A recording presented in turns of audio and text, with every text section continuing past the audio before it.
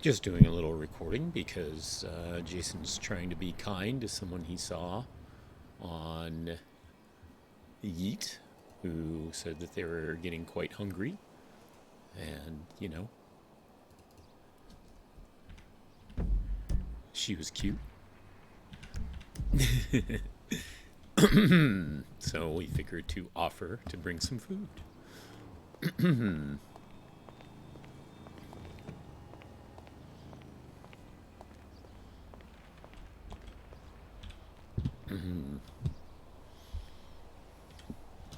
Apparently there is a meeting going on at City Hall right now.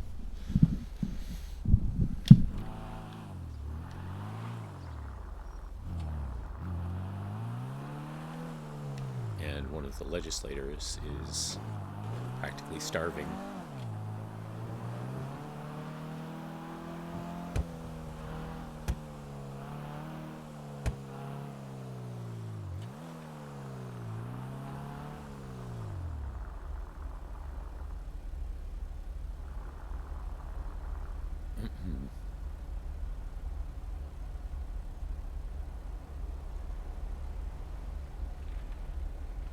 Well, this is interesting to say the least.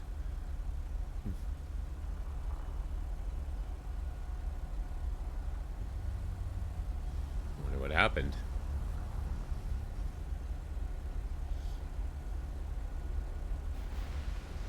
Yeah.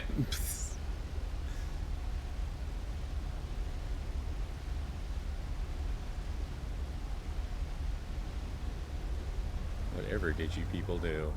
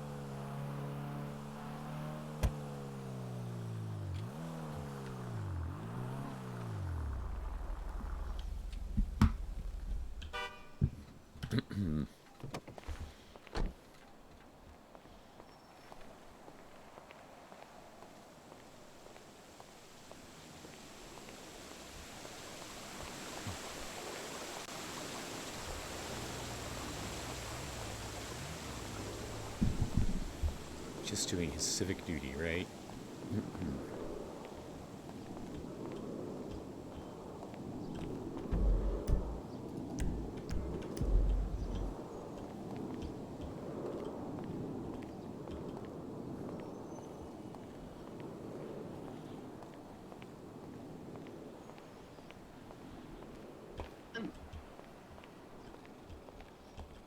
Is HR 325, which is the mask mandate of San Andreas. This has been a long fought battle. I understand that there has been a lot of concern over where religion and state hit, concerns over whether or not people will be able to wear masks, especially from medical exemptions. Those have been big points of contention lately. Working with both government employees, hearing a lot of citizens speak their mind about this issue has been very difficult to find compromise in a way that makes everyone happy, and I anticipate not everyone's going to be happy. With this, we are trying to be as reasonable as possible. And so first and foremost, I'm going to look at a section here. This is a big part of this bill. Due to Article, and this is in Section 7 if you are following along. Due to Article 1, Section 1 of the Constitution, San Andreas Constitution, This legislation will not put stipulations on what is and what is not a religion or personal belief. The state, or in this case, the state will refer to federal law and that citizens are free to exercise any belief or religion as long as it's not a matter of public safety.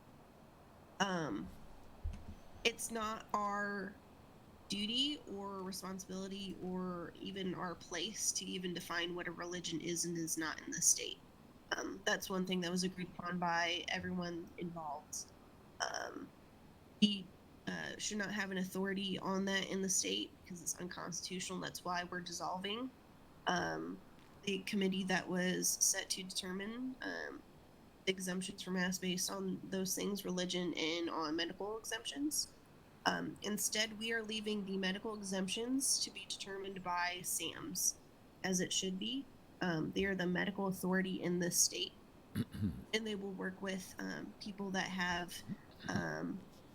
a belief that they need an exemption for a medical concern. They will work with you and they will help you get it on your record if that is a concern that you have in which you need a mask medically.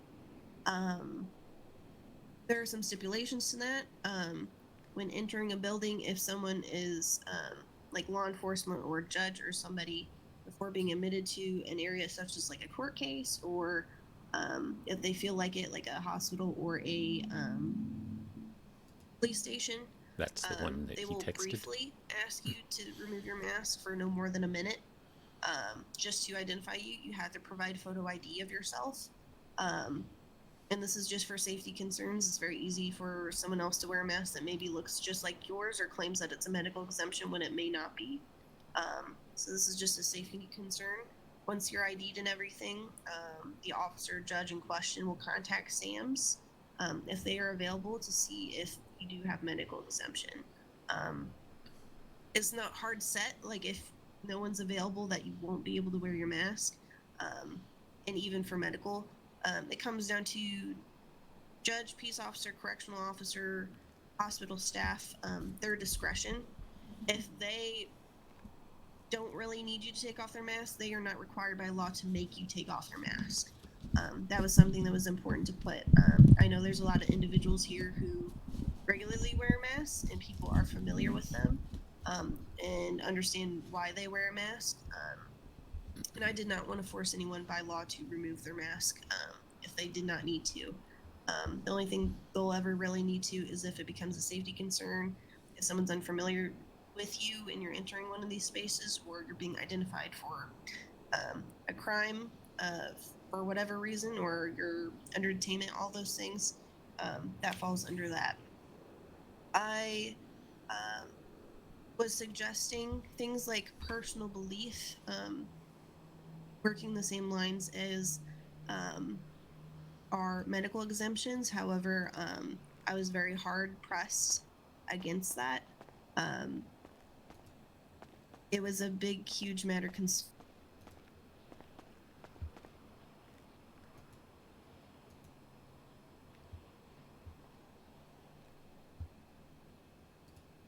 Get a large group of people into a courtroom with masks, which becomes a big safety concern. And just in general, in places like Bolingbrook, at the FIB building, places like that. Is that on her arm? Because it's such a high security risk.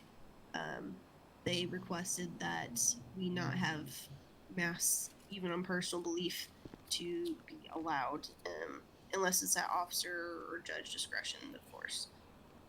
So I understand a lot of the concerns about it, and I have tried my very best to have those discussions with as many people as possible. Oh, it's camera. This is the best that I was able to come up with. And the reason why why I believe that it needs a place here is because otherwise there's no regulations around masks. Everyone will be denied, even if you think you have a medical exemption. Then at that point, officers or judges or whoever may just have you not wear a mask at all. I want, at least for medical reasons, for that to be an option, because I think that's important. Yeah, so lots of stuff on that one. With that being said, did any state reps have any further concerns on this bill before we go ahead and move roll back around to 320 and 322? Not for myself, no, actually. Everything seems to be written pretty well and in depth, and I think you did a really good job with it and covering all the bases. I didn't have a concern, but I had a statement. Okay. I understand that people with religious beliefs are upset that we can't do anything about that, but unfortunately, our hands are tied due to the U.S. Constitution. And yeah, we can't really go against the Constitution.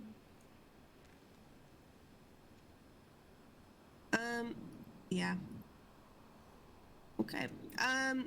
Okay, like I said, since 320 and 322 were up for vote today, what we're going to do is going to allow some time for people to voice concerns now that Representative Evans is here to address them. We're going to start with 320. If you have any concerns over this particular bill, feel free, and I guess whenever you're ready, you can go ahead and call on people. Alright, Mr. Murdoch, go ahead. Hello, Representative Evans. Do you plan on complying with HR 249 and disclosing the name of the trooper that helped you draft this bill? Well, it was multiple efforts, part of the same department, so it has been disclosed in the title. So the answer to that question is no, you don't plan on disclosing the name of the troopers that helped you draft the bill, is what you're saying? I'm not required to. It was a department effort, so it was clarified in the title, and per, 249, I only have to declare the actual department, Mr. Murdoch. Or you don't plan on disclosing the names? Thank you. Just wanted to make sure I understood. Right, yep, thank you. Miss Lawson. Hi, so I have a question. You mentioned you've worked with multiple members of law enforcement.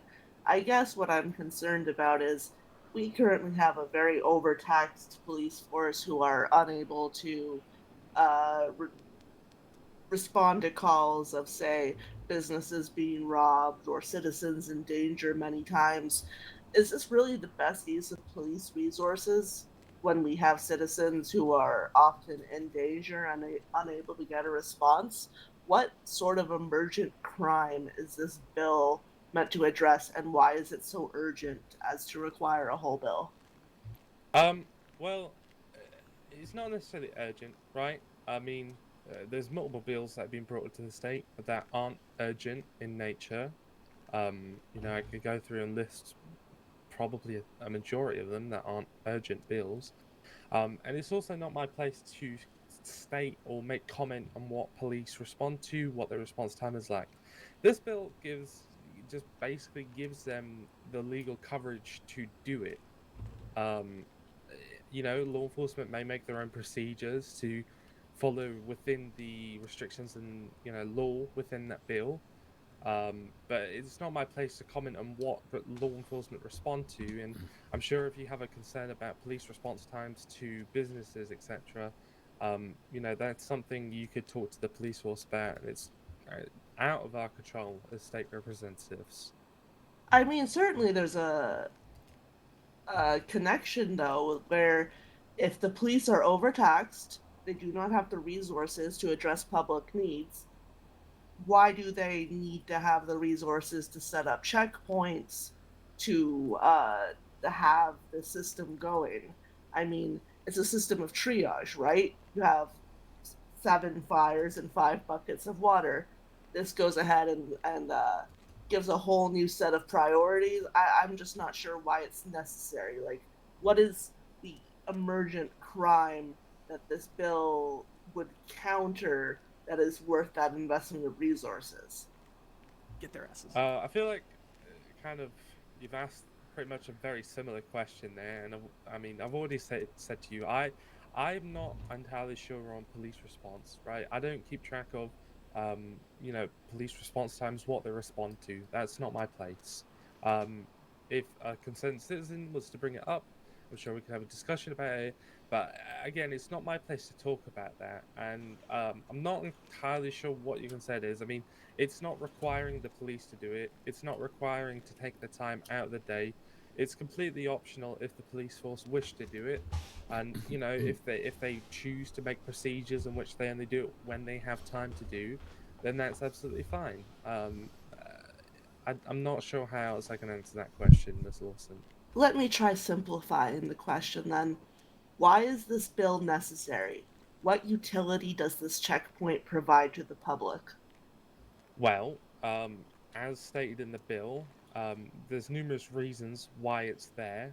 On the basis to cover law enforcement when they do wish to conduct checkpoints and create regulations so citizens aren't entirely, uh, uh, I guess, detained for an unreasonable amount of time, etc., and creating good regulations for the police to have reasonable standards within. So they just need more PO for DC. We'll go ahead and move on since we have a lot of people that have questions. Go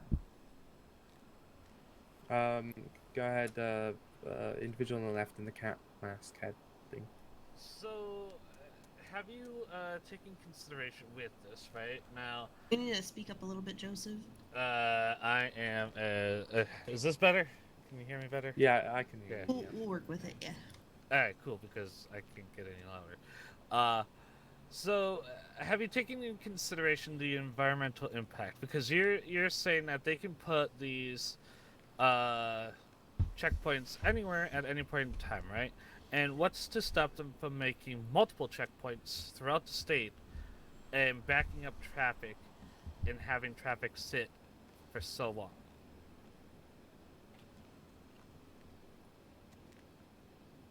I mean, to be honest with you, I'm not an environmental expert, so I couldn't really comment on that too much. I'm not entirely sure what the I'm trying to think of the word, implications of that is. I highly doubt there'll be multiple at one time, but I do understand your concern, and that's something maybe to have within the law enforcement regulations instead of the bill alone.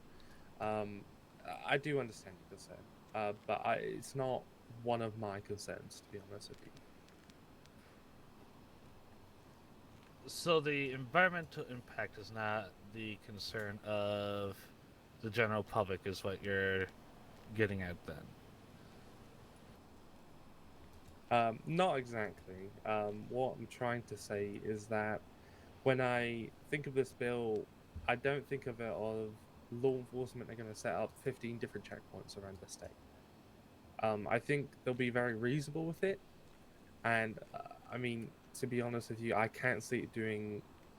I can't comment on the environmental implications of it or the effects because I honestly have no idea about that stuff.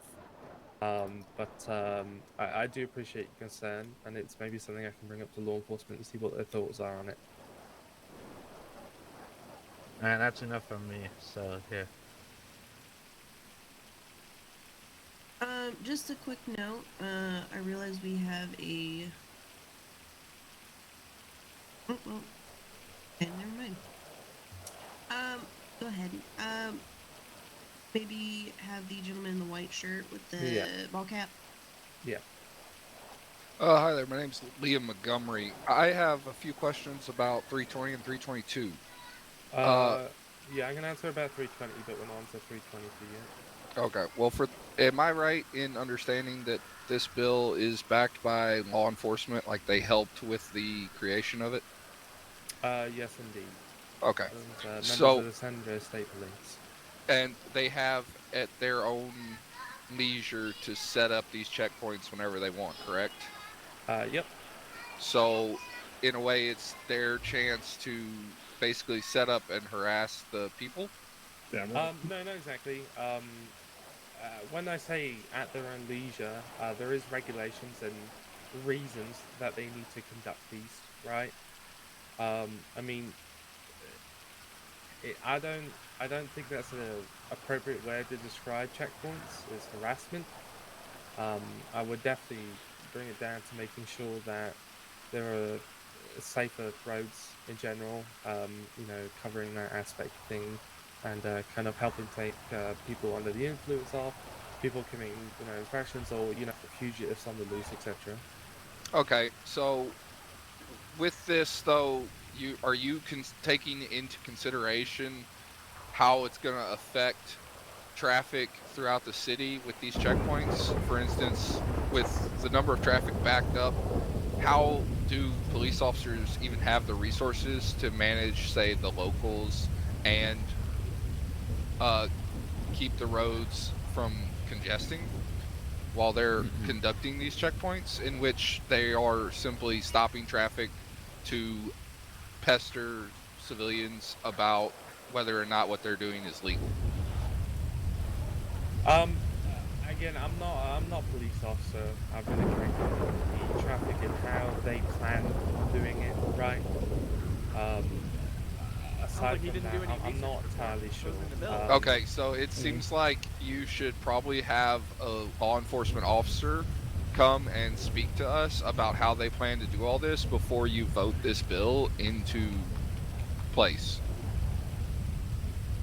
Because as a citizen, I have quite a few concerns about it, and lately the law enforcement in the state has not done a lot to help gain the confidence and the backing of the citizens. So I would definitely, before you consider putting this forward for a vote, have law enforcement come in and speak to the people about it and how they plan to address these concerns. Because clearly you don't have the knowledge to do so. On that, I would also recommend you actually having an environmental person actually take a look at the impact that it would have too, before you just go ahead and vote on that. Just Making good as points. a note, we will go ahead and continue to have a vote today, just because by law, we have time constraints on those. We're gonna take like 2 more questions, I think. We're gonna have Ms. Finch and Mr. Murdank, and then we're gonna go ahead and proceed to a vote. We can have Ms. Finch start.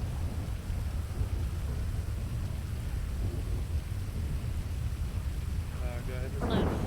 Hello. Sorry. No, my bad. Hi. I still have concerns about HR 320. It's in line with Yosef, as well as the man next to me's concerns.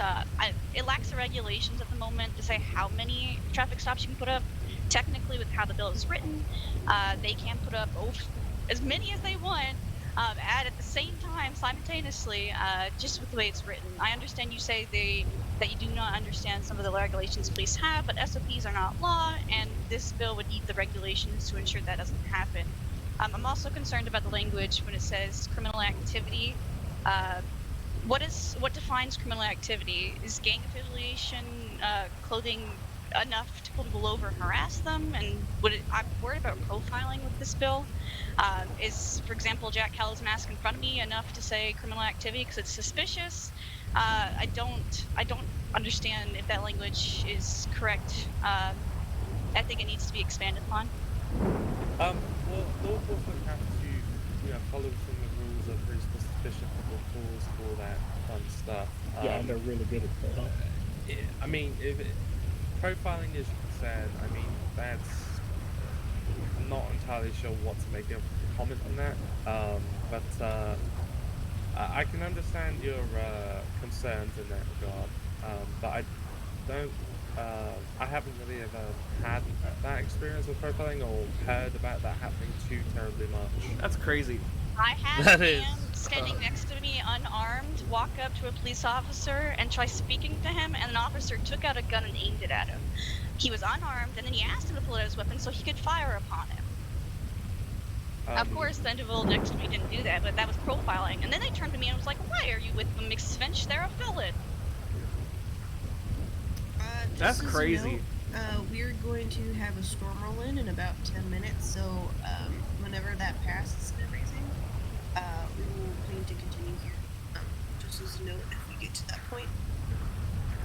I understand you don't think it happens, but it does happen. It just never gets reported because IA investigates themselves. All right. Preach. Well, that's I'm listening to your concerns, guys. I'm writing these down. Just give me a couple of minutes, and I'll just go over some other stuff and let you know what my thoughts in general. Okay. I am taking them in and listening. It's just quite a lot to take in at once. I hope you understand, and kind of see over and see what things are valid, what are kind of silly. But first things So you seem weren't pretty prepared. valid. So Silly. Okay. I'm sorry. Sorry, did you just say that our concerns are silly? Okay. I Mr. said Murday, that all of can them you- seem valid. So I just want to make sure I heard correctly. It's kind of loud because of the storm. yes, I Okay. said. Hold on, let me speak up. All of your concerns are valid. You hear that? Mr. Oh, Mr. thank you. Evans, that's not necessary. Alright, It was a sincere question. No, I was just making sure you could hear me. Mr. Yeah. Murday, can you ask your last question, please? I sure can. Thank you. Why doesn't this bill contain any method for tracking these checkpoints before they get implemented? Why isn't there a remedy for anybody to review them?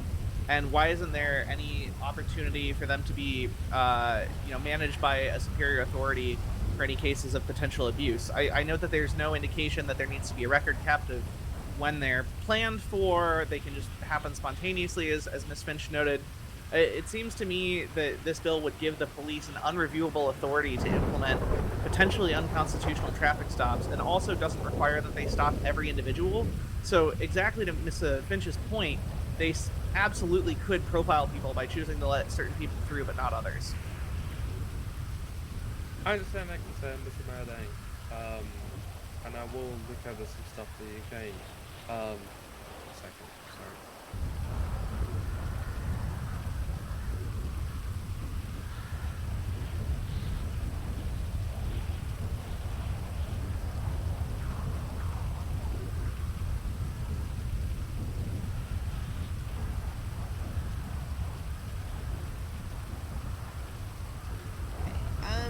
Mr. Evans, did you want to just take these into consideration? Do you want to address them now, or would you like us to proceed to a vote?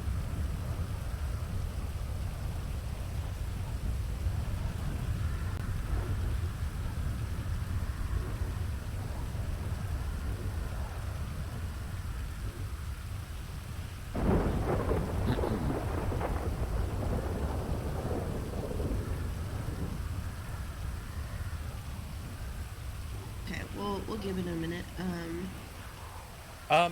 We can. Sorry. We can hold for the vote at the moment. Will I go over the concerns, etc. Okay. Make any amendments I feel fit. At that point, I would suggest then withdrawing the bill for now, until you can make those corrections or have the discussions you need to, rather than having as proposed currently. As this has been this has been presented for a while now, and I think our limit is like bills have to be voted on within 2 weeks. If you plan on making significant changes to your bill, I would suggest drawing it for now. I'll let you make that decision, otherwise we have to vote on it today. Yeah. So, given the concerns from the public, and I am listening, guys, as much as it sounds like I'm not, maybe. I'll be withdrawing the bill and making some amendments so it's better in line with the concerns brought up today. Okay. And I bring one last concern, and this is something that you can ask the law enforcement on how they're wanting to deal with this. But I do know that there's quite a number of citizens that do reside in the state that do not feel comfortable carrying their IDs with them. How are the police going to handle that situation, and what's going to prevent said person from being zealously harassed by said checkpoints because they don't have their ID on them, and what kind of remedies are they proposing that would be able to make it so that that person is still being able to be processed in a speedily fashion? Well, I'll go ahead and address this because this is going over the time that we're allotting for this. If you you expect to be driving, have your driver's license on you. If you expect to be hunting, have a hunting license on you. So on and so forth. That's your responsibility as a citizen to have that documentation ready for any situation, regardless if there's a checkpoint or not. And I understand some people are concerned, and it's very real that people get robbed for IDs all the time. You can always buy a new one. You can always report one stolen. But if you are in any sort of possibility of being in the situation that requires you to have a license on you, you should have it on you. I think what we're gonna do, we'll just have it on the record that HR 320 is going to be withdrawn for the time being, and corrected and represented at a different time. We're gonna go ahead and take a quick recess, since we have a storm in about 3 minutes, and we will resume with speaking about HR 322. Feel free to stick around if you'd like to. We're going to leave the doors unlocked, but if you need to step out or anything, feel free to. I'll let people know when we're going to restart.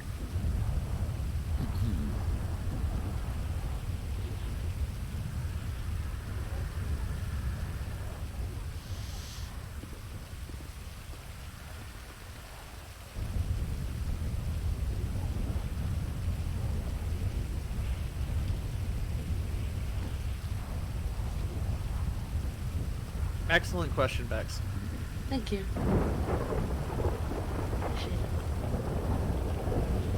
Good afternoon.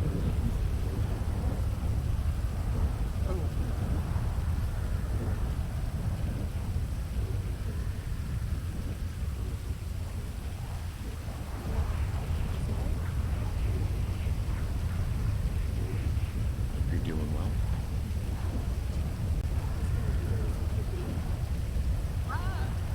Well, Shadow, just looking for more information. I'll try to get it out as soon as possible. I can barely hear We're you. trying to figure out for you I'm guys. sorry, I have no voice. Oh, yeah, I saw you mention that on Twitter. You don't Sleepy, I owe me almost slept anything. through this. That's very kind of you, thank you. Yeah, no problem. I just saw your That's why I'm not predicament. really Knew dressed. you'd be Yeah, here for a while, so I figured someone should help her out. Thank you so much. No problem. Like I said, I'm Jason Langley. Nice to meet you, Lilith. Nice to meet you. Let me give you my actual contacts. Sorry.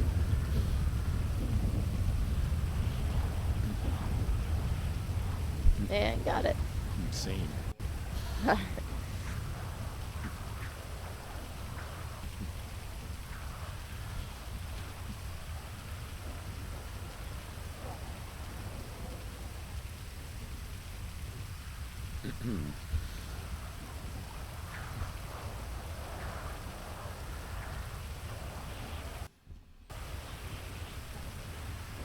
Just before I could quit, it froze up. I will get back in to at least say goodbye to her, get back to the hotel. I'm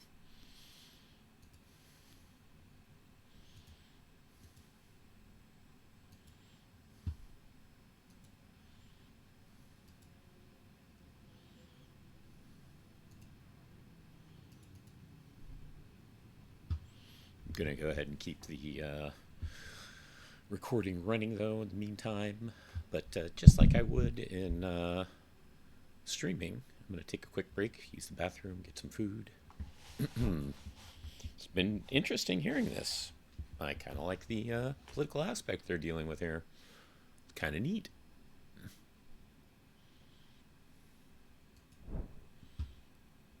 All right, be right back. If I do upload this to YouTube.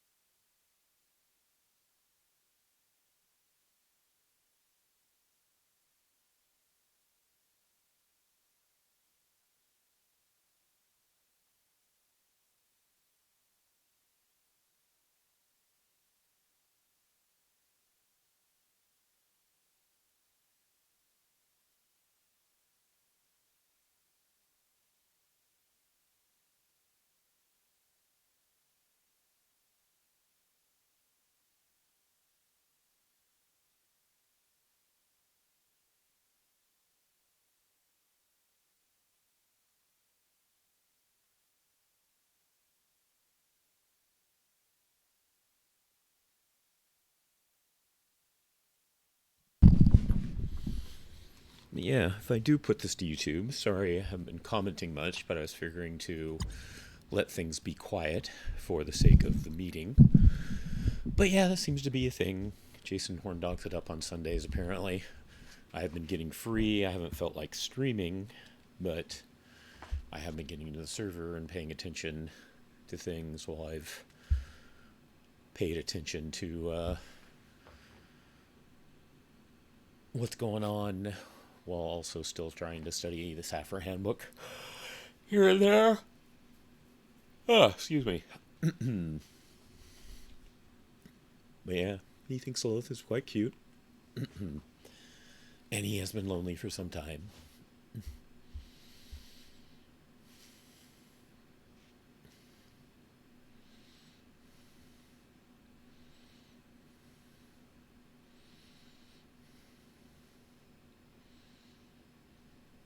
Apparently you meet people on Sundays. Maybe this will have to become a thing.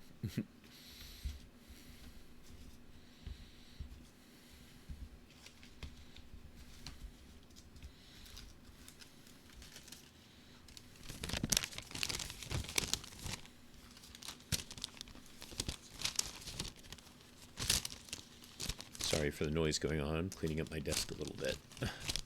It's been way too long since I've done that. It needs it badly.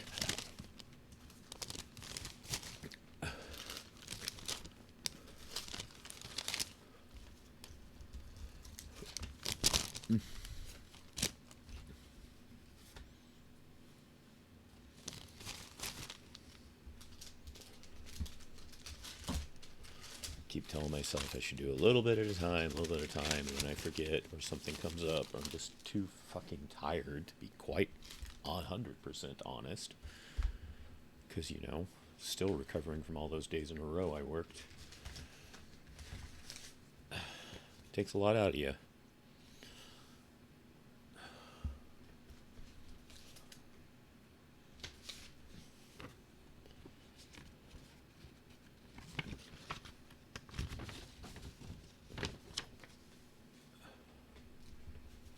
But at least I'm doing something now. Every little bit helps, right?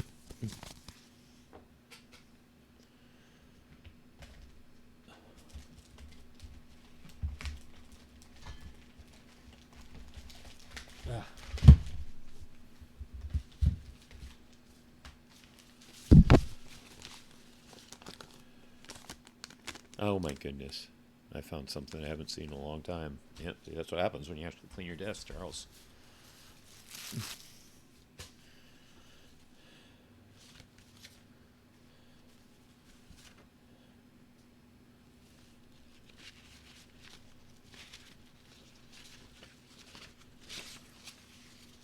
It was a pin I got from a streamer, by the way.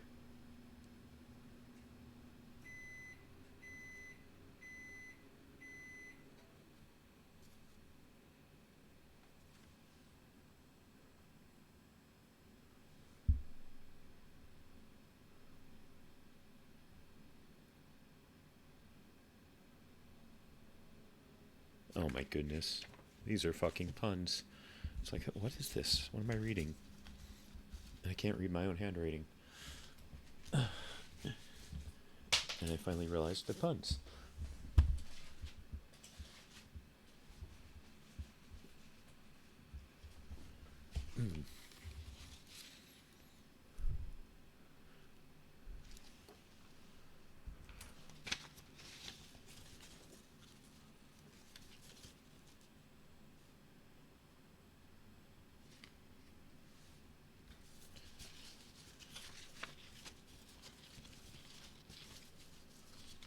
Yes, I need to get a real ID before next year. Which still seems like something that shouldn't be allowed.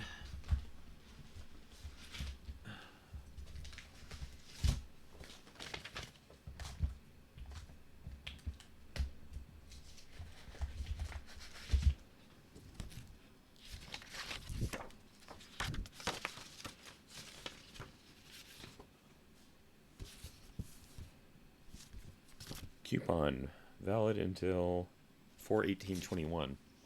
Did I mention I don't clean my desk often?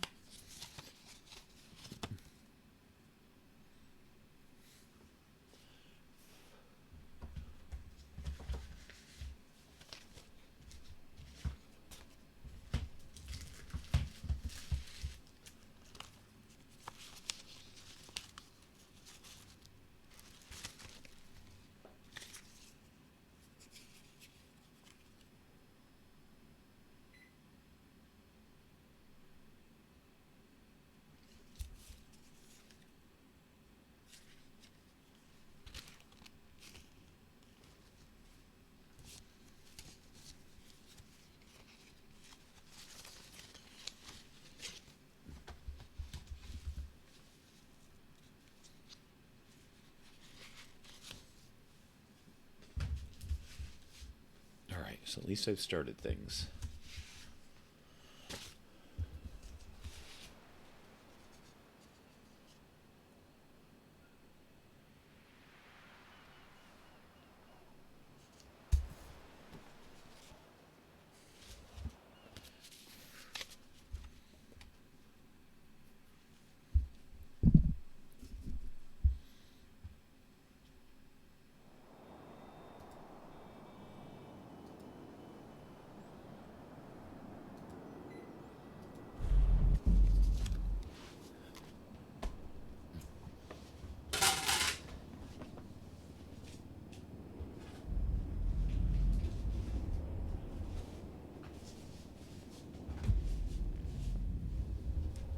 I agree with that too.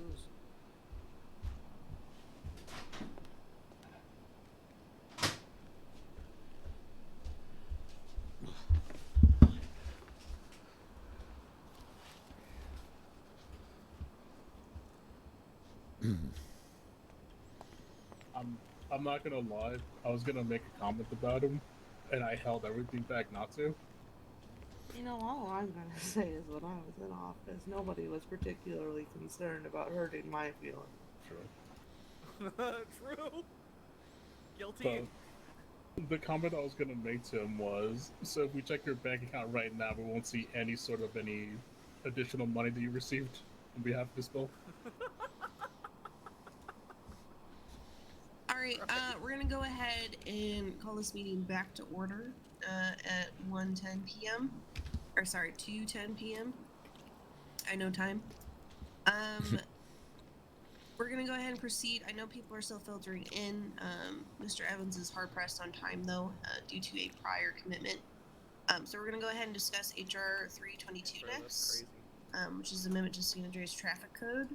If you have concerns or questions about this one, just let us know and we'll go ahead and answer those best we can.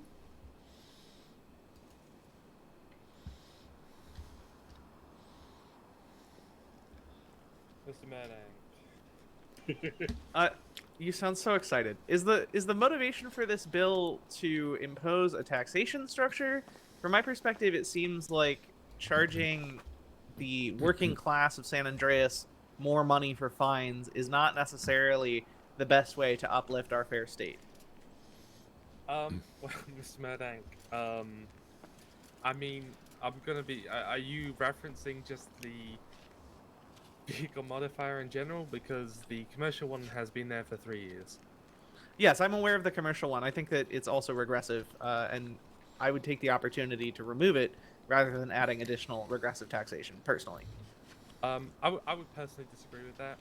Somebody committing a traffic infraction, or misdemeanor felony within large vehicles such as that, is a significant amount more danger to people than just a regular vehicle.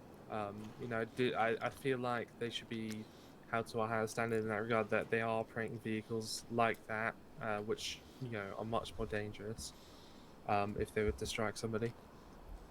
To provide context on this law as well, whenever it was first introduced, I understand it was in regards to there was a large influx of delivery vehicles, and then we personally have seen private tow vehicles, so not Public Works tow trucks or anything like that, but privately owned tow trucks or ones that are a private tow company, going excessive speeds, driving recklessly, stuff like that for the city. But then again, that was also 3 years. I personally haven't seen it as heavy lately, but that is just me. I don't know if other people have seen otherwise. But that's the context as to why this bill came to be in the first place. The original one, not this one. I do recall. Thank you, Speaker Poole. I share your recent experience that I don't think that it's a current problem. Okay, thank you, Mr. Murdank. Miss Lawson? Hi, like you mentioned, I think tow trucks and utility government vehicles are probably the immediate target of this bill.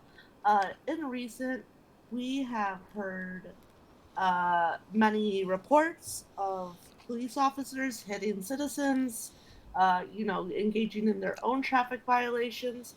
And I'm just curious if there are any thoughts on if this bill could perhaps be prescribed there as well. Well, I would have to look into those incidents a bit more detailed. But as it currently stands, I mean, this generally applies to those operating government vehicles, right? Personal or non-personal. As we know, law enforcement do have their own law enforcement vehicles. But in regards to what you're saying, this covers anything that's under the traffic code, right? I'd have to double check, but law enforcement striking civilians, I'm sure they're generally stopping, and any people that don't stop should be reported to the police for investigation. Aside from that, I'm not quite sure what you mean by like if it's implication for like more punishment for like them hitting people, if that's what you're asking. Oh, I just mean, for instance, like, I don't know if this happens. I'm not super familiar with the ins and outs of protocols, but if there is, instances where cops are being hit with traffic tickets, if this would Are they apply being to held them. accountable? Is what she's asking. Well, right. I mean, that's the kind of, I guess, addition to the purpose of it, right? Is to kind of hold government employees a bit more accountable to the infractions and the rules of the road, etc. All that fun stuff. Okay, thank you. I believe Joseph, I think it's how you pronounce it. Yeah, you butchered it, but it's fine. Whatever. Apologies. At this point, I don't even care to even correct people. At this point, it doesn't make any matter. To my question, though. So, I'm going to give you a hypothetical and tell me how this applies to that law that you're wanting to propose, right? What happens, i.e., we have a cop that has been towed to go code 2, but they're supposed to be going to a scene at a rapid pace. Now, if I am correct, Code 2 does mean that they are to be flashing their lights only through intersections, but they're to be going at a rapid pace unannounced. So that way they don't alert the criminals. I'm not entirely sure on police procedure in that aspect. I don't believe it's written into the law how law enforcement are supposed to proceed with their lights and sirens. So, being prior law enforcement, Code 2, for those that don't understand, Code 2 means that an officer has their lights on, and through intersections they should be honking their horn. But as for sirens, they're not required to under code. That's reserved for situations that might be somewhat urgent, but it's not an emergency. And if it was an emergency, then it'd be under code, which would be lights and sirens. So, what is to prevent a officer from claiming that they were running to a scene when they weren't, and avoid this stipulation against them? And then there is a second part to all of this, but I want to get the response to the first part here. Right. Well, you said about the hypothetical, right? Mm-hmm. And if they were to go through lights with their Code 2s on, as you said, right? Right, but then proceeding to turn them off and then still be speeding through the rest of the street. Then that is something for you to report to the police. I mean, they can be held accountable. As the same standard, they have to be clocked on radar to be, found for any speeding, anything of that sort, right? For any of that to hold, if you see them running red lights, that's something to report as well.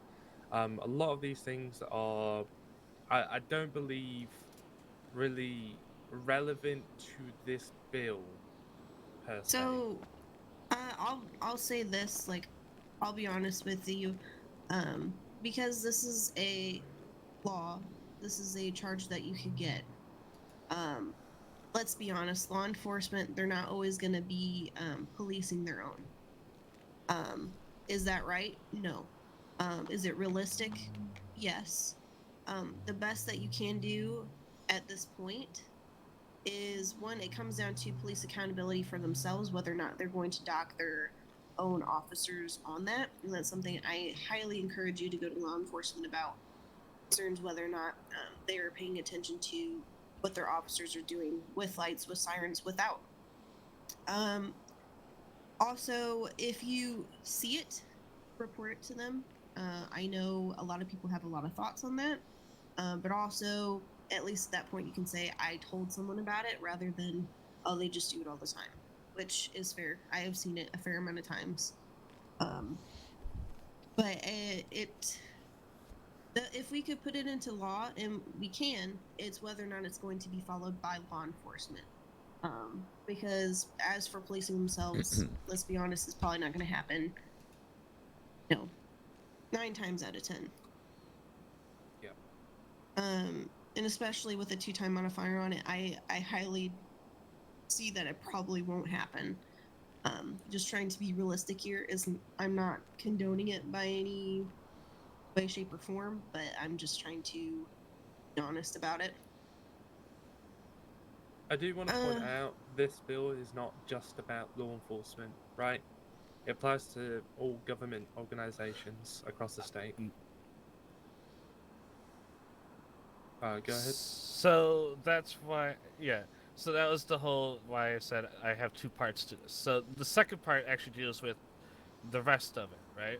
Right. Because while there's emergency services, right, the EMS and law enforcement, right, they've got their lights that they can go and do, whatever, so that they can get to a scene at a really good pace. Now, what about your tow truck drivers? Because their instructions and how they're told to do it is that they're to get to the scene as quickly as possible while being safe. Big word, while being safe. But they don't have the luxuries of having the EMS or the emergency lights, right? They are stuck with ambers. Now, according to code, the ambers are not classified as emergency lights. So, Correct. if, let's say, a tow truck driver is going to a scene where they're being asked to get there at a speedily fashion, how are they going to be able to do that with this being in place? Because what you're doing now is you're stipending them, and you're telling them, hey, look it, you're going fast, we now get to fine you twice, and that not only in the process of getting the fine are they holding up the scene that they're supposed to be going to, they're now holding up other calls behind that, right? I'll speak on this briefly. I believe there was a court case, and like any of the lawyers, judges here present can correct me if I'm wrong. I'm pretty sure in that court case it was a public works emergency vehicle. I think it was ruled upon that since they're not an emergency vehicle, even if they have ambers on, they shouldn't be breaking traffic laws. I could be wrong on that. You're correct. But I'm pretty sure that's what it was. So even with the ambers and everything, they aren't exempt from some traffic law. Right. But at the same time, like I'm saying, right, how are the tow truck drivers supposed to be getting to those scenes in an appropriate amount of time and still being safe? What's to prevent a cop from giving them a ticket for doing said thing, right? Well, they should be following the traffic laws of the state, sir. It's honestly quite as simple as that. Being safe would be following the traffic laws of the state. Okay, in the interest of time, since Lucas is only here for roughly at most 10 minutes, I'm going to say that any other questions related to how law enforcement applies to this bill, we're going to go ahead and forego. If you have something about the specifics of this bill, we'll go ahead and answer those questions, but then we're going to go ahead and go straight to a vote. And once Lucas decides to withdraw this one too, that's up to him. Definitely not being what's wrong. Gentleman in the white shirt, if you could. No, it's fine. You clearly don't want to answer the questions because of time constraints, but go ahead, make your vote. I'm more than willing to listen to your questions, sir. I mean, I'm a bit constrained in time, but I do have a little while. I mean, as long as your question doesn't take, upwards of 5 minutes, it should be all right. we at this point understand the concern over law enforcement not being under this bill. We acknowledge that that is a concern that people have at this point. Can I just put it? I will say it does apply to law enforcement, right? It definitely does apply to them. But as Speaker Poole said, it's whether or not the police themselves is Okay, the big so thing. and that's my question: is what are we going to do to make the police themselves? Because I personally have been struck twice by police officers in the line of their duty, and run over once while I was a pedestrian because a cop was speeding through the streets. Oh. Yes, they can speed through the streets with their lights and their sirens and all that. However, the lights and the sirens are asking permission to do so from the public. They're making the public alert. If a cop comes around a corner at 90 miles an hour by himself without a suspect or any other cops around, his lights and sirens on, and hits a pedestrian and then just keeps on going. Okay, I will go ahead and say this. I made a report and I got told tough luck. Okay, if your concern is with law enforcement policing themselves or holding themselves accountable, I would suggest that you take it to the governor's office, the chief of staff, or the head of law enforcement. That's something that we're going to go ahead and move on from at this point. Because I don't think us creating laws is going to make them more accountable for themselves. That's something that has to be done from the executive branch. We can create the laws, but whether or not they're going to enforce them, which is the job of the executive branch, is a different question. Jack Callow was the last one with their hands up before, so we're just going to answer his question at this point. Mr. Callow, if you would. Mine's not that confrontational, so no worries on that end. I'm just mostly curious in regards to. So let's say, because I'm going to be starting a fish market, right? And I'm transporting fish. Would I also get the double fine because I'm using that vehicle in use of my business? Well, this bill isn't for necessarily your business, right? It's for government business, and I don't believe your fish business would be in terms of government. Would that qualify? Would logistics companies qualify under that bill then? Because their entire thing is, well, logistics. Under the HR 22 or 322. Yeah. No. Okay, that's That really would all I want to be, know. I was just curious if it applied to depending- logistics and like personal business.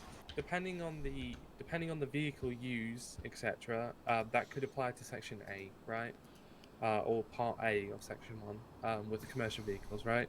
If it's like a truck being used or any utility kind of vehicle, Okay, so that also brings up the other question, because a commercial vehicle would qualify as like a truck, right? Where would something like a van fit in? I mean, it's under. No, because I'm just like I'm not trying to be confrontational. I'm just curious as to like where it falls under. I mean, No, I understand. I'll clarify it. It doesn't matter if people are confrontational or not. Like, that's the whole point of us having meetings and stuff. Yeah, but I'm not here to add stress. Not yet. I understand that. It's really. I wouldn't say personally that a van would fall under that, just purely based off the penal code itself, because it does state garbage truck, delivery truck, truck, and I wouldn't say utility van would be, a truck. Sorry, I think there's quite a decent division there in terms of what a van and a truck is. Okay, so if it comes to a fact, like let's say they do pull over someone to have to do business with, like either flock logistics or delivering for their own personal business, they wouldn't be charged with double the fine, correct? Well, I mean, I'm not entirely sure, right? Law enforcement will issue citations, and if they choose to give a commercial vehicle modifier, and you as a citizen or whoever else feels that is the incorrect way to do it, there is an appeal process. You can go to traffic court and let the judiciary side if that vehicle would fall under the commercial vehicle modifier, right? I'm not sure what else I can comment on that matter, but that's all I have for you in terms of that. No, thank you. That's quite enough. I appreciate your time. Appreciate it. Perfect. With that being said, are we ready to proceed to vote? Yep. gonna hit him with this president so hard. Paxton. I would prefer to hold off on a vote so everyone can get their opinions in, but that's just my opinion. I think Again, we've this is one heard that's a decent amount. Yeah, this is one that's been sitting for around 2 weeks, I believe, or it's getting close. So this one we would have to have a vote on. Everyone's free to vote how they wish to. Lucas, if you feel that you want to withdraw it, you may. No, I'm good. Okay. Yeah, as much as I would like to possibly like hold off on this one as well, it's been sitting for quite a while. This is gonna cause problems, though. I would also encourage people that if you do have concerns about a bill, as soon as it comes out, feel free to email any one of us if you don't see us. We're pretty good about answering emails whenever we get them. That way there isn't any, well, I didn't get time to ask my question or raise my concern. At least then we'll be able to review them for a amount of time. Okay, well, with that being said, we're going to go ahead and call a vote for HR 322. We're going to start with Miss Stark. If you want to, feel free to text me your vote if you want to, and we will speak it on your behalf. Will you just say like I and then your name, hereby vote aye or nay on this bill? We'll go ahead and move to Lucas if you want to give. I, Lucas Evans, hereby vote aye on HR 322. Okay. I, Joanna Poole, hereby vote nay on HR 322. I, Emily Paxton, hereby vote nay on HR 322. And Lilith Fox, on behalf of her, she says, I, Lilith Fox, vote nay on HR 322. Yeah. All right. We're going to go ahead and move along. I think those are all of the bill discussions on behalf of state reps that we want to have at this time. We're going to... You need a dip? Okay. Thank you, Mr. Evans, for joining us. I appreciate your time. We're gonna go ahead. Yeah.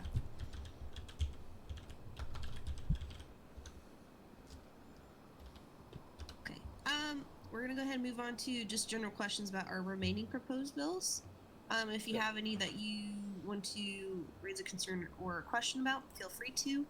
And then after those, I will give updates on a few of our other topics of conversation, that being police IA and badges, and I already talked about special election, and abusive office charges that are coming. Miss Lawson? Hi, so this should be easy peasy. I'm just asking about 324. It basically looks like this is the new comprehensive act. I don't mean to interrupt you, but could you please come closer? I can't hear you very well. Yes, of course. I hope this is better. Sorry to interrupt.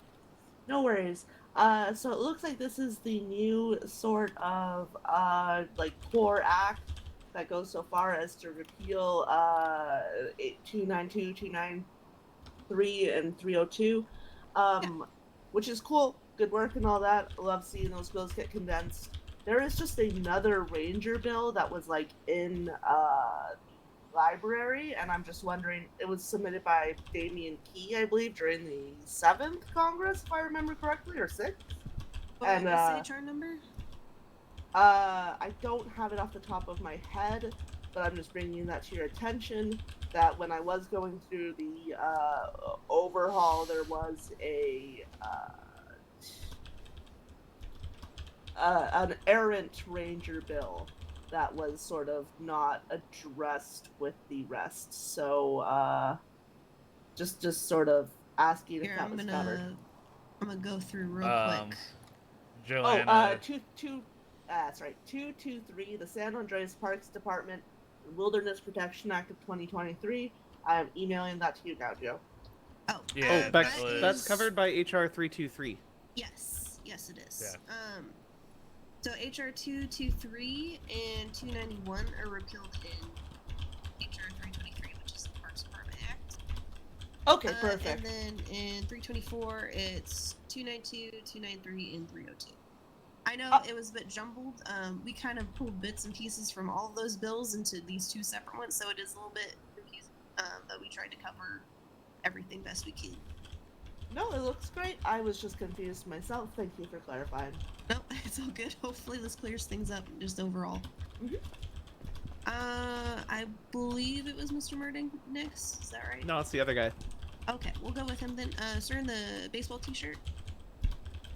Yeah, hi. My name is Heath Wilkins, avid adventurist. So my question was concerning the conservation zone, time limit of 60 minutes. To the average citizen, to somebody like me who hunts and fishes, I just put in my Ranger app yesterday. I know the conservation zone very well. But an average citizen that may say want to go and do some cleanup. It's not very stipulated very well.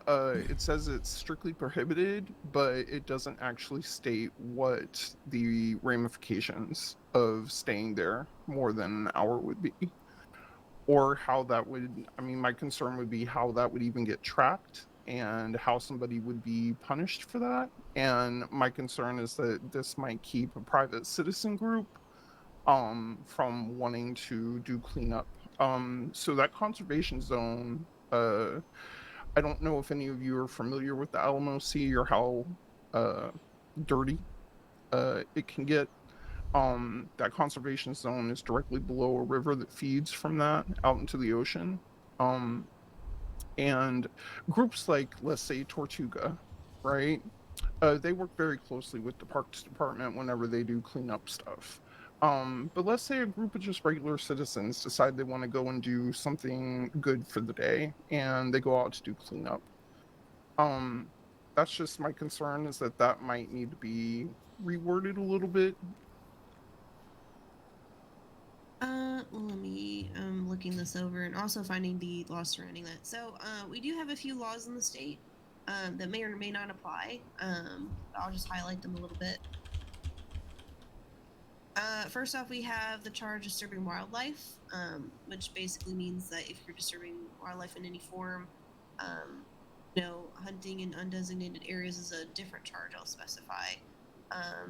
Chasing, pursuing, herding, or attempting to take wildlife, stuff like that. Just generally disrupting the natural order of things is a charge. It's only a fine of $1,000. It also says motor vehicles and watercraft may not operate in the conservation zone. Well, the conservation zone is inside of a hunting area. That's, I guess, where my concern comes from, is that it's not like a big block, right? The conservation zone is very, it looks small on the map, but it's actually quite large. And the boundaries of it can be very confusing for somebody that doesn't, that isn't out there regularly, basically. Oh, sure. So just for everyone's awareness, we have one conservation zone that is just south of Bolingbrook State Penitentiary. I believe that's Sonora Desert Area, or just below that, actually, Sonora National Park's above it. And then we have a conservation zone that is within, I believe that's Chiliad. No, that's Chiliad State Park. There's a hunting zone there, I believe. Yeah, all that green area. Raton so Canyon. it's just off of within within that hunting zone. I can inquire with the rangers and see if they have anything that might clarify this. I would assume if you conservation zones are meant to be natural areas where environment and wildlife has the chance to kind of do its thing free of human interaction or influence. I would assume then you can enjoy these spaces and stuff, but not for an extended amount of time is how I read this bill. But again, I can clarify with rangers, specifically with Charlie Morgan, the head ranger, and see if there's any sort of clarification we can be making. in that section, because I do understand the concern of like where ramifications could come in, or how that would be enforced. I would assume then, for private citizens, if you want to go in these places and do cleanup or just appreciate the sites and all that, it would always be wise to contact the rangers via like 311, or if you have one of their numbers, to just go ahead and let them know, hey, I'm going to be in this area if you want to check up on me. If not, I'll be here for such and such time. Just letting them know, especially with cleanup acts. They love to assist with that kind of thing and do those sorts of cleanup, especially on like trails and stuff. So I encourage you getting them involved, but obviously private citizens can also do that of their own time and effort as well. But I will try and get that clarification for you. Okay, yeah. I just don't want it. I don't want your average citizen to read that wording and not want to, do something good because they think they're going to be punished. No, that is a fair concern. Mr. Murdick? Hello. For those not already aware, I am an avid boater, and I am happy to see the coastal waters and open waters definitions added to this bill. This is not a nitpick, just a request for clarification and help clarify for everyone what the jurisdictional issues are. If it's possible that we could get either the hunting map or a different map with an indication of what those boundaries are jurisdictionally, I think that would be beneficial for the legal community, for the boating community, and just for the general public to understand, what the ranger's jurisdiction is and what counts as open waters, so that people can make safe choices about whether they do or don't want to be within that jurisdiction. I will see if someone within the Parks Division want to take the time to, I guess, do some coloring and outline those for you. It'd be very helpful. Very helpful. I appreciate it. I don't think they would be opposed to it, but I will see if we have someone that has the time to do so. It's not a bad idea by any means. Thank And you. may or Much may not have appreciated. an artist on staff, Yeah, no allegedly. Yeah. Gentleman in the white tee or the button down. Yes. So I just had a question. As far as 324 goes, I work with Tortuga, and we do research in some of these zones. Is this going to change the way that we need to coordinate with parks at all? As far as like, do we need to file some sort of paperwork or something in order to show that we're going to be spending extended periods of times in these areas? No. So nothing in this bill essentially is new. We've updated a little bit of the wording surrounding like coastlines, and just overall kind of organized it a little bit better. I don't know that any sort of stipulations were being put in place in which that you would have to inform the Parks Department that you're necessarily going to be anywhere except maybe a conservation zone. It's always a good idea to let them know, but I mean, if it's you guys are doing your own thing with Tortuga, I don't really anticipate you really needing to fill out any paperwork or anything like that. Okay, I was just wanted to get some clarification on that because we do spend some time in these zones, and we usually let parks know ahead of time. Yeah. But just wanted to know if this was changing that at all. No, not as far as I'm concerned. Within their procedures and stuff, I don't think anything has changed there either. But you're welcome to ask them just for clarification. Yeah. Miss in the black dress? Yes. In section 12 for the map of the hunting grounds and the conservation and everything, you mentioned that there's a conservation zone south of Bolingbrook. Yes. But the map included in that section does not have that. I know the map. I've seen the map you're talking about, so I'm just wondering if it would be a good idea to get an updated map for the public for this bill. Oh, you were right. Okay, so the maps between the Parks Department website and the laws and definitions and stuff are not the same. You're right. The criminal code one is correct, though. Yeah, I'll bring that to the attention of Charlie Morgan and whoever else from the Parks Department, see if we can get that one updated too. Okay, thank you. Thank you for bringing that to my attention. Do we have any other questions or concerns at this time? Okay, we'll go ahead and move on to the last part of this meeting, and I anticipate probably the least fun, we will go over a discussion I had with law enforcement over IA and with about badges. So first and foremost, I sent an email to law enforcement command. I think I had the the governor I guess like nothing. and the acting state attorney within this email. And I just gave a suggestion as for how I think IA could be improved. And I was basically told that IA is not going to change. Damn, that's crazy. Told you. As anticipated. I was told that, and this is a specific clarification that I think was important to bring to the public, because I was under the impression it was not this way at all. I haven't seen any public releases. There might have been that maybe I missed. Or some sort of informative something that the cop program might have brought forward. But I was informed that taking complaints and internal affairs are completely different instances.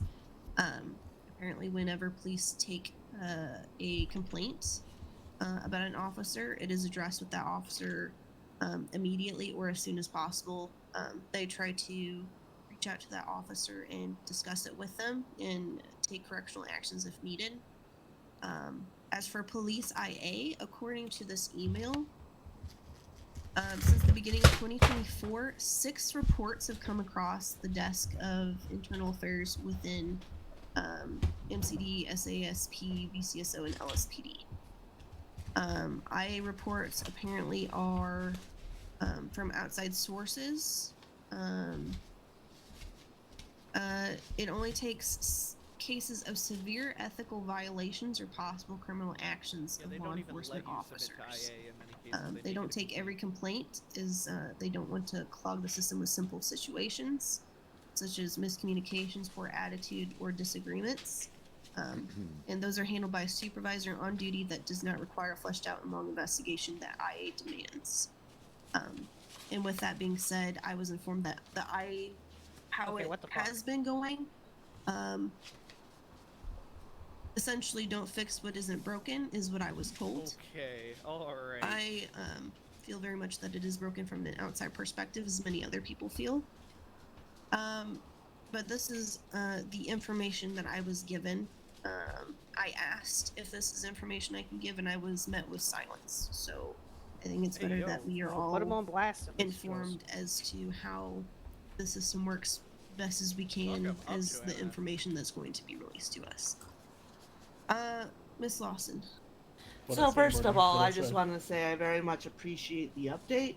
Like, it's frustrating, and to be clear, not frustrating with you, you're doing a great job, but it's frustrating that across several town halls, several press requests, and all sorts of inquiries, this is what it takes to actually get that information out to the public. So thank you for doing your due diligence and getting that done.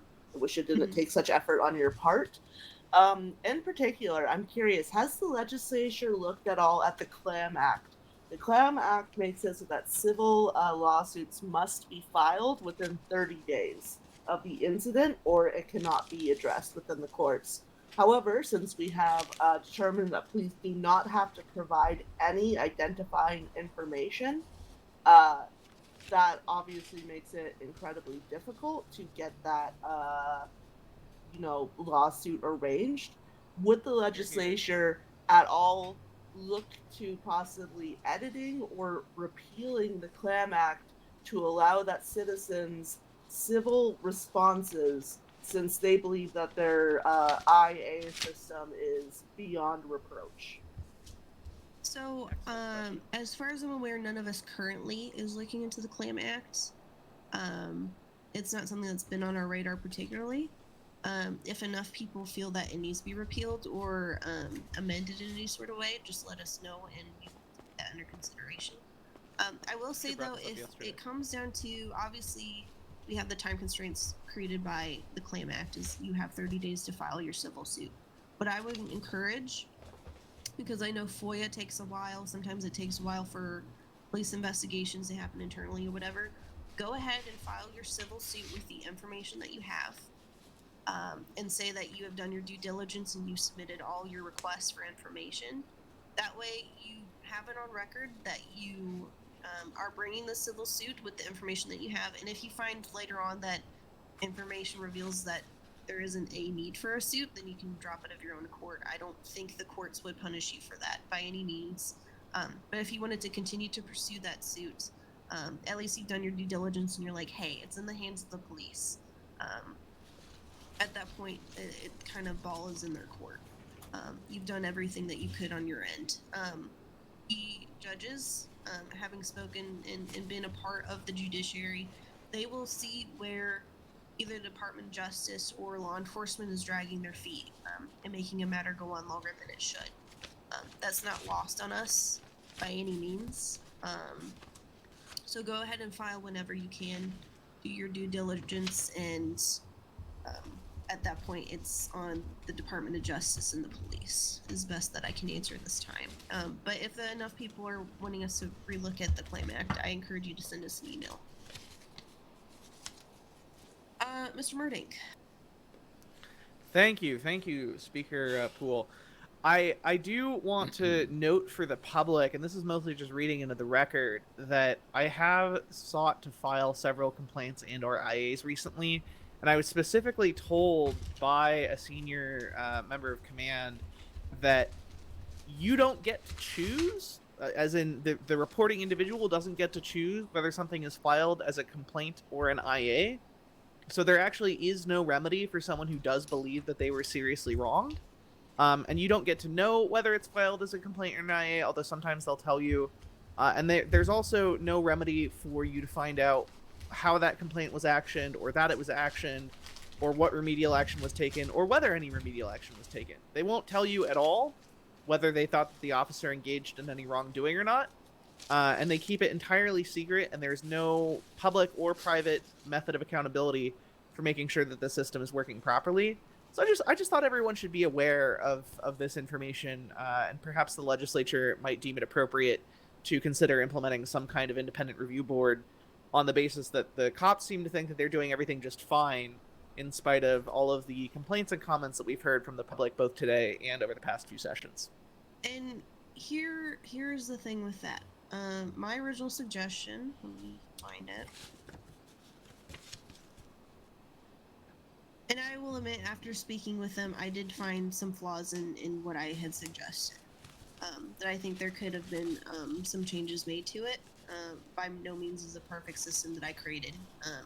I forwarded this email to them stating it was simply a suggestion. They could take it or leave it and stuff, but I just wanted to, do my part as both a citizen and a representative in pitching something rather than complaining about a problem to try and solve it. My suggestion was to create a separate committee, which would be headed by the chief of staff of the executive branch, which means the person that oversees all the heads of executive branches and within, in terms of that is kind of their HR, for lack of better words, that focuses on concerns on staff, that they would maintain said committee and appoint people from, I think my suggestion was they had to have a background in HR or law enforcement, no felony record, and no gang affiliations, that they could be on this board of however many people. They would have to consent to background checks and be made to sign an NDA and public trust agreement, so they didn't reveal any sensitive information if they were privy to it. And they would be liable to criminal charges if they broke said NDA and public trust agreement. And if they were no longer active in the committee, they would be placed at discretion of the chief of staff. And they would essentially, people could bring their complaints specifically to that committee. And from that committee, they would go ahead and forward those to law enforcement to handle how they do now. However, in terms of getting report numbers and stuff of this is where this report is at, this is where it's being actioned so far. Not personal details, not officer names, not anything in depth, just report number and maybe date of the incident and where it's being actioned. Then they would update a public list and not require law enforcement to do so, since they already have a lot on their plate and a lot of officer complaints with big changes like this is just giving us more stuff to do. I said have the committee maintain a public list of all the report numbers and where they're being actioned stuff, so people can physically see, hey, they're doing stuff about complaints. However, I assume that police probably get a lot of suggestions over IA, because I was met with an email that essentially said, we're not going to change how this process works. I've had heads of departments, like I said, point out issues with my suggestion, which is perfectly fine, and I appreciate them for doing so and being candid with me. And then I was approached by police command, and they outlined the whole IA versus complaint thing. I will say this, as a legislature, yes, we can create laws that affect law enforcement. However, if a governor, being the head of the department that oversees law enforcement, if they are worth their salt as a head of that department, they will listen to the heads of those departments that are under them. I highly doubt, despite any law that we could create as legislature, that it will pass the governor's signature. And even then, even within the legislature, I don't think we could override a veto, especially at this time when we have 4 legislators. We don't have a supermajority. I feel like we can create laws for things, but that doesn't mean that it's going to pass our votes or the signature of the governor and stuff. I understand the issues, and I want to give you a better answer than what I have, but it comes down to more citizens doing more protests, probably writing more petitions, appealing to the governor and chief of staff, anybody within law enforcement, that changes need to be made. I highly encourage you to do so. Bet. That is your right as a citizen to do. But I don't know that us as a legislature at this time could be effective in trying to override the wishes of law enforcement, having how they are in the state now. I just don't think it's realistic for us. And that's me trying to be honest. It's not that I don't want to or that anyone else here doesn't want to. I just don't think it's going to happen the way that we want to. And that's an unfortunate truth. And we will do what we can. That's all I have really there. Gentleman in the white shirt, I know you've been very patient. Thank you. Yes. So I just had one quick question. Sure.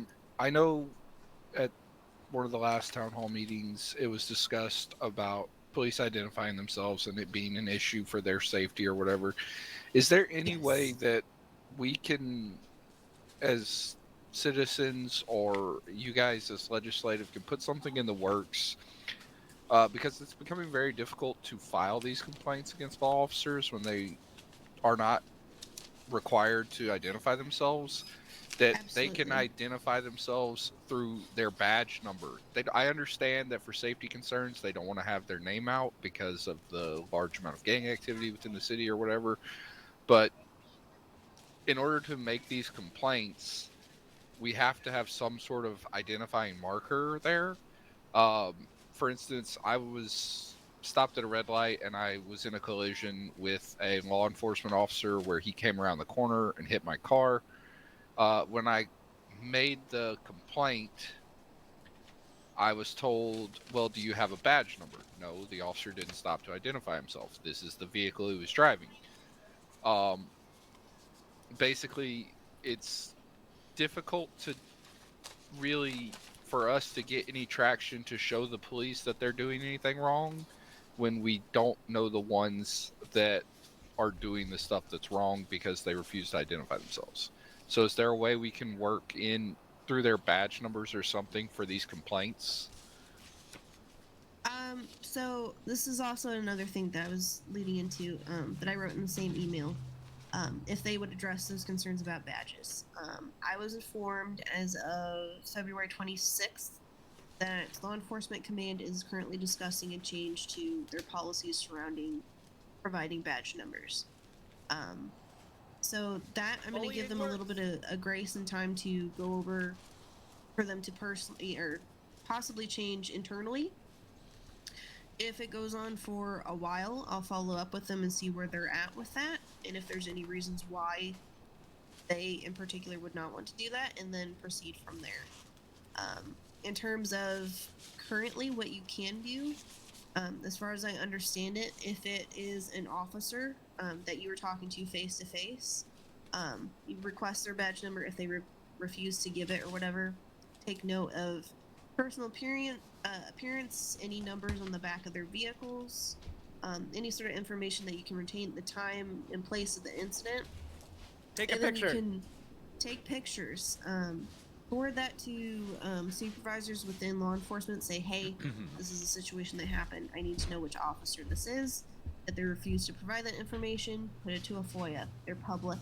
Everyone can see them. Under certain circumstances and stuff, that there's some sort of report or anything, you can get that information there. But FOIA tends to work very quickly, I found, in most situations, especially when it comes to police reports, as long as it's happened after 48 hours. But gather all the information that you can at the time. If it comes to if a vehicle hits you and does not stop, take note of the time, the place, if it was LSPD, BCSO, whatever vehicle, type of vehicle, stuff like that. As much information as you can. 311 it. That will give them a timestamp that they can reference and reach out to law enforcement supervisors, and they can try and find that person for you. If you provide as many pieces of evidence and a time frame and stuff, they can at least look into it, or you can get that information so you can make a formal report, lawsuit, whatever it is that you need to. But as far as I'm aware, they are talking about it. I'm going to give them some time before we readdress it with them. Okay, is there any chance we could put a time limit on that? Because I mean, it is an issue, obviously, throughout the last month or so now, where it's really been brought to light, and just I know the police are going to move at their own pace, and even then they can say it's in the works and not actually be doing anything, because it seems like the police have their own sort of, you can tell us to do whatever you want, but we're the police, so we're going to do it our way. Right. From what I'm getting from you, at least. And that's nothing against you. It's just that they do need some form of oversight, I feel, because I they're getting away with a lot. So like I said, I got response from them about this, that they were looking into it on the 26th. So tomorrow would make it 2 weeks. I'll go ahead and give them another 2 weeks, so that'd be a full month of since they've discussed initially with me. So that would be the 25th. I will kind of poke them again and see whether they are with that. Mr. Murdick. Shoot, I forgot what I was going to say. I'm so sorry. It's okay. I'm sure you'll think of it again. Okay.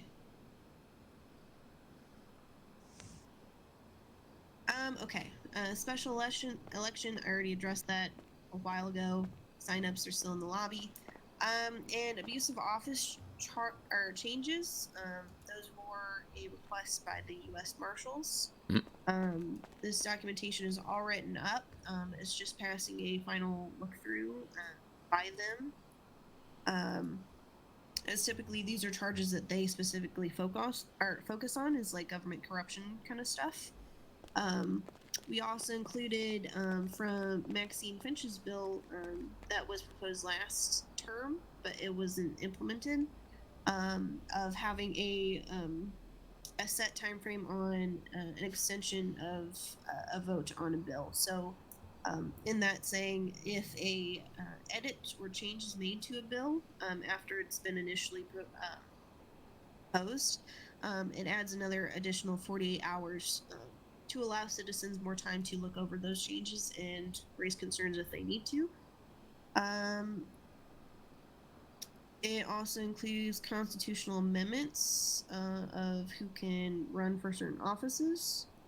It adds, let me see how many. And this is just in an effort to provide further charges that are more specific in order to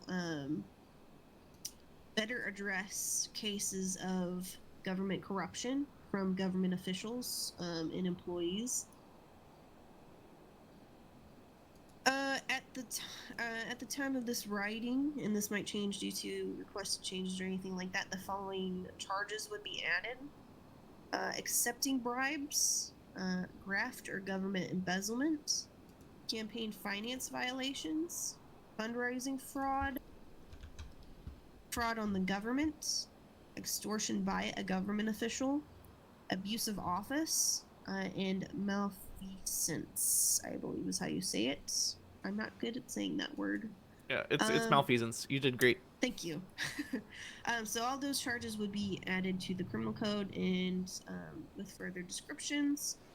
Most, if not all, I believe, result in removal from office, as they should be. If public trust is violated, I don't think that should be in their office, me personally. But yeah, that will be released as soon as I have further confirmation from the marshals on if they have any other concerns about it. I believe Lilith is working on a bill. I believe it's rewrite of some medical core legislation that was requested for update by Justin Cook, which is the head of the Board of Medicine. Emily, did you were working on a bill as well? That is correct. It is almost ready to be presented. It just had to do the final checks and make sure all the T's and I's are dotted. Okay, so look forward to that soon. Potentially, if we don't find any issues with it, potentially tomorrow. Excellent. I was also approached by the Parks Department about laws surrounding veterinary services. So that's something we're going to be working with them and Sam's on. That has not started yet. We had that meeting yesterday, but that's something to look forward to. After this abusive office bill is introduced, I'm going to be taking a few steps back in order to get our legislative library back in order. It's a little bit hectic right now. A lot of links are broken due to the cleanup by the last Congress, which is fine. We're just going to reorganize things in a way that's easier to comprehend and find the information that you need to rather than digging through now only 4 pages of legislation. So it's way better than what it was, but it's still a little bit difficult to find the information super easy. So we're going to provide a comprehensive single place for you to reference for all those bills. That's the next project after this one for me. Special election, all those dates and stuff can be found in the QR code in the lobby if you're concerned of when you can vote, when campaigning starts, all that good stuff. Right now I believe we have 5 people that have signed up for registration. So we wish them all the best and we look forward to having a new legislator amongst us, and we'd like to thank Artemis Blackthorn for her time when she was here. And I believe that's about it. I know this has been a long meeting, but there was a lot to address, so I appreciate your time and your patience. If you have further concerns or questions, feel free to email one of us. And once we have another legislator in place and we have their schedule, the plan is to move to weekly meetings, set time every week that everyone's aware of. Everyone's schedules has changed pretty significantly lately, so we're going to wait till we have a new legislator and then we're going to have those meetings more regular. And we will let you know when that happens. I'm going to go ahead and call this meeting to adjourn. So I join a poll vote to adjourn. Lilith, you can text me your vote if you want to. Emily? I, Emily Paxton, vote to adjourn.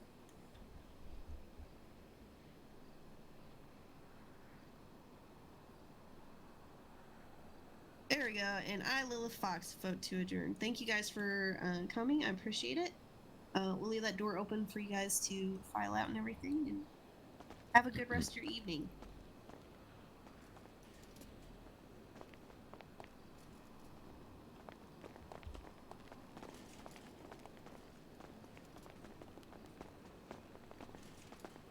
Excuse me, ma'am. Before you leave, can I get your name just so I can have it down correctly on the notes? Ma'am? Yep. I'm sorry, can you say that again? Maeve. Maeve Brooks. M-A-E-V-E.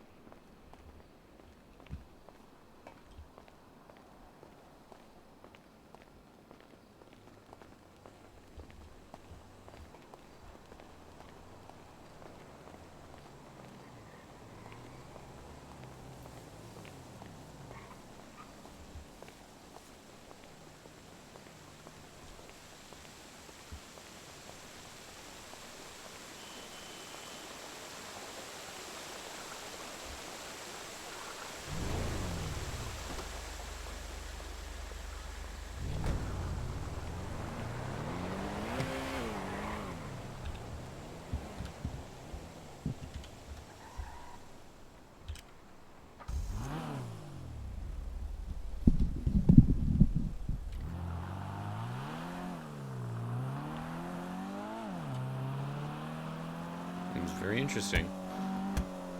It's kind of neat to see political side of stuff there. And yes, like I mentioned, he thinks she's pretty cute.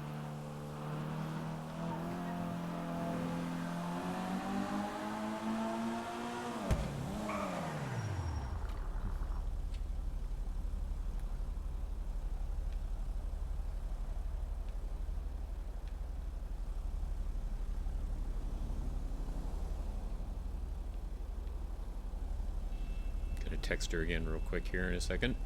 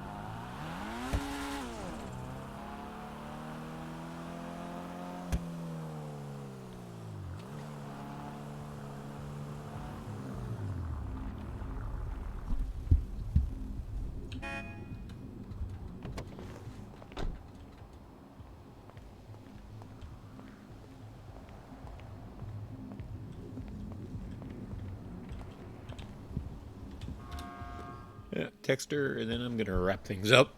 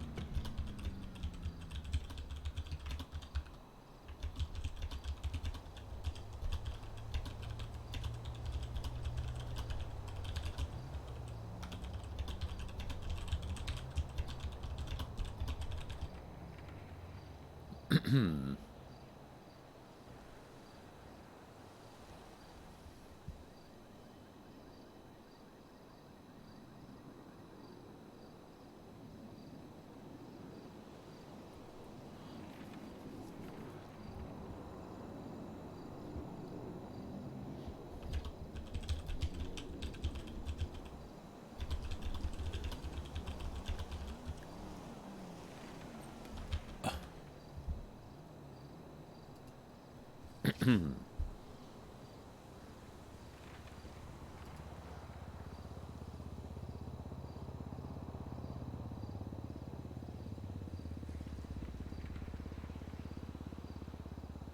a look at some of this wrap up in text.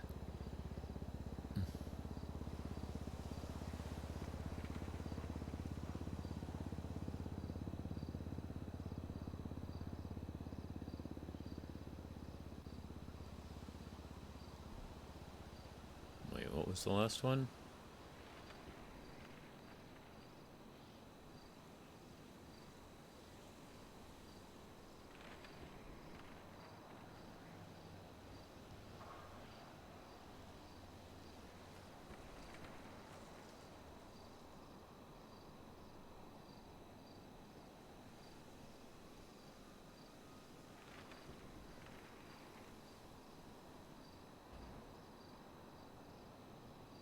Get your cringe ass stop posting in caps.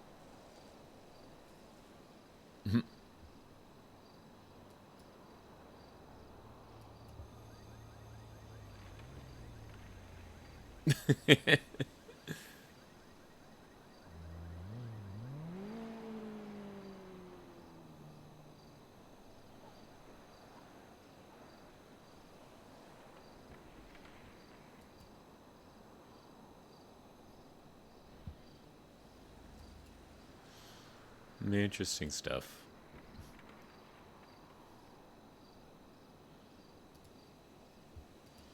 Some people really don't know how to take good pictures for their cells.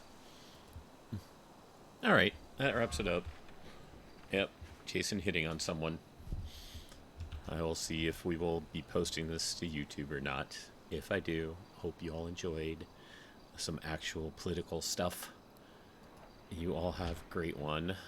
Let me have Nom here again.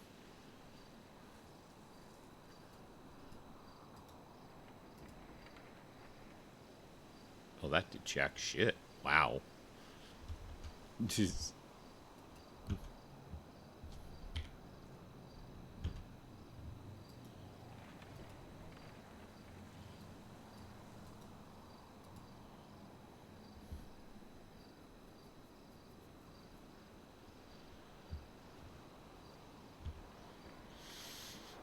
Need to sell those binoculars, get a little extra money.